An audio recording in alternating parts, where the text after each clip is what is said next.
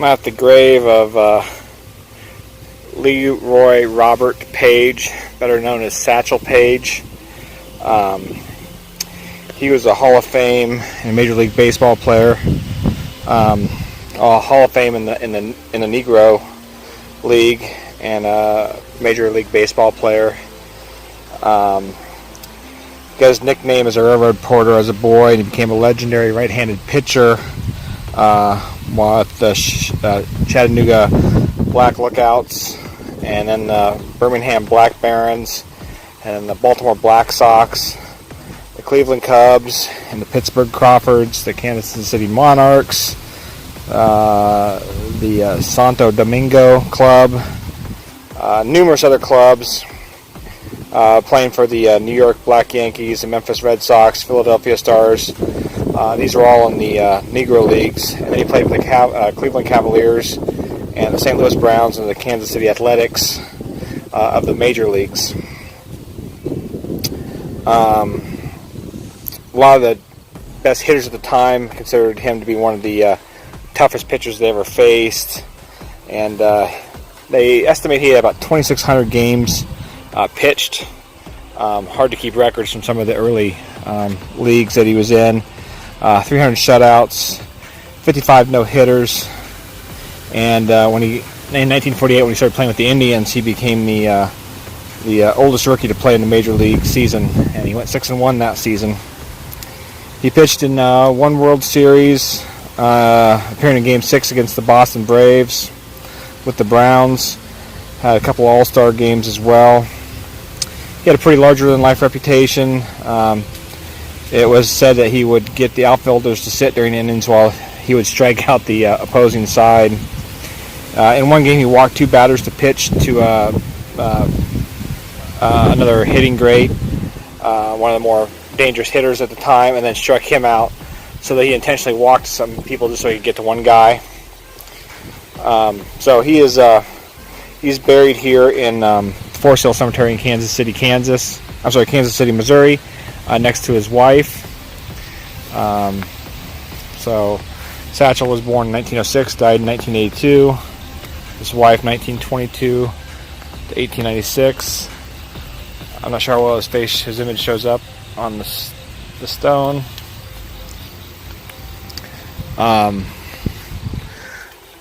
Began his work carrying suitcases at Mobile Union Station and devised a sling harness for hustling several bags at once.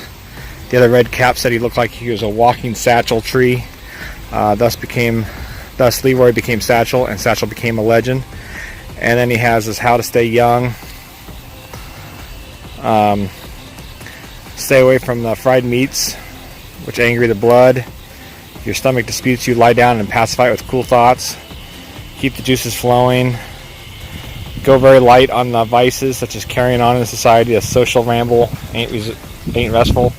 Avoid running at all times, and don't look back. Something might be gaining on you. Number 5, that's definitely something I follow. Avoid running at all times. You can see a lot of people have left the stones and baseballs.